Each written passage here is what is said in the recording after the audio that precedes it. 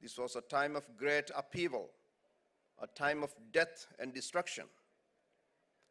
The poem describes a world where the old order is collapsing, where the forces that once held together society are failing, where there is no hope and is filled with utter chaos, and where a new, potentially dangerous force is rising. Today, my friends, these words are once again speaking to us. As we speak, the world is reeling from conflict, from injustice, from disaster. Yet, the need for us to come together increases. The divides between us seems to widen. Our true and tested systems that have prevented a world war from breaking out for close to 8 decades, seems to be failing, threatening chaos and loss of order. Intolerance, hate, fear, and indeed fear-mongering seems to be increasing. Isolationism, extreme nationalism, xenophobia, once so out of fashion, seems to be the order of the day. The question is, will this time of upheaval and chaos give way to a period of revival and growth? Will it result in a new international order, or should it? The international order as we know it was established following the Second World War. When we say the international order, we often mean the institutions of global governance set up after the Second World War, organizations such as the United Nations and the international financial institutions. It is also understood to refer to a post-Cold War, unipolar world where a single power dimension dominates and the rest evolve around it. Now we know that our multilateral systems are under threat. More importantly, why wouldn't it be? When you have a member of the United Nations Security Council undermine the very principles of the United Nations Security Council, which was intended to protect and uphold, how can the system survive? When you have an international system that refuses to see genocidal acts committed against an innocent people broadcasted across the world for everyone to see, when the perpetrators openly defy the international courts, its jurisdictions, the conscience of the world, and still get away with it, how can the system survive? So perhaps this is the moment for a rebirth of the multilateral system of the international order. There are a few reasons why I say this. First, when the current international system was established at the end of the Second World War, the majority of the countries of today did not exist. India, of course, was one of the founding members of the United Nations, although it had not yet become independent. But the majority of the small states, small island developing states, Eastern Europe, and the countries of Africa, these countries had not gained independence yet and were not members of the United Nations. The systems of governance of the United Nations were therefore not designed with these states in mind.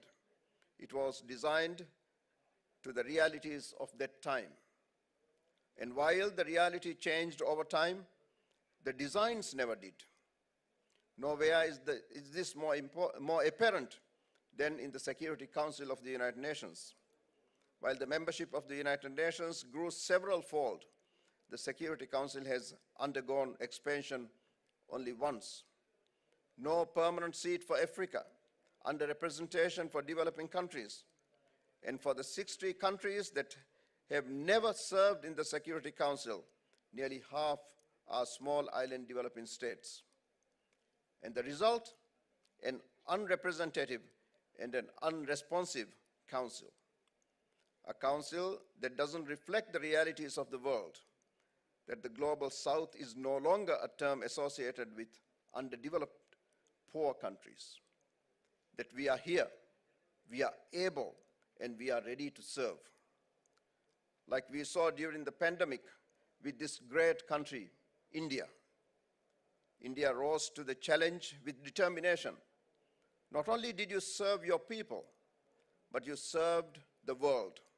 From vaccines to medicines, from your skills to your generous assistance, you held out a helping hand near and far. You didn't need to do it, but you did, because you were able to and you felt it your duty to help fellow developing countries, from the Maldives here in your neighborhood to the Caribbean, the Pacific, and Africa, much further away. We saw the same with India's G20 presidency. India chose Vasudhaiva Kutumbakam, one earth, one family, one future, as its theme.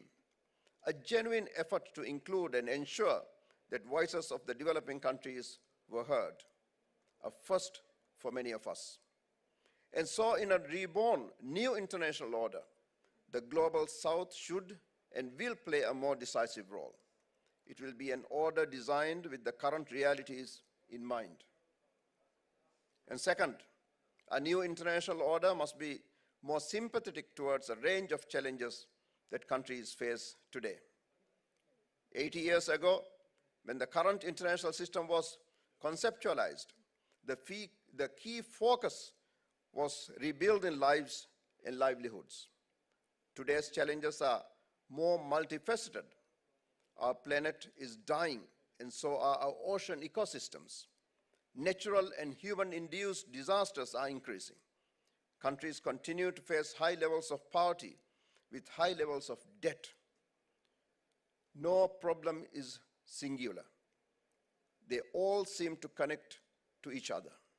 Therefore, in my opinion, a new international order will take into account the fact that the multifaceted, multidimensional, transboundary problems will require approaches that are also multifaceted, multidimensional, and shared. Which brings me to my third point. A new international order will still require commitment to old principles. It will require strong belief in multilateralism. Today, we live in a globalized world where people and products travel easily across borders, bringing us closer, making the world seem smaller. Where a device in our pocket connects us to people and their causes across the world. Where problems are transboundary, and therefore solutions must be too.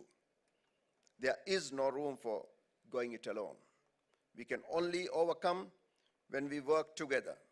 And so it is not less multilateralism we need more. My dear friends, this is where I leave you at. Yes, this indeed looks like to be an opportune time for a new international order.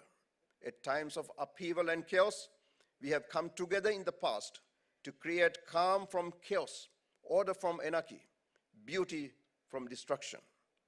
We have managed to unite and not destroy. We have even thrived, even while facing adversity and unprecedented challenges. This will be a new international order that is sympathetic towards developing countries, one that includes us all, small and big. An international order that cherishes the principles of dialogue, unity, promotes and even champions multilateralism, for it is multilateralism that reinforces equality, and working together that drives us forward. I thank you.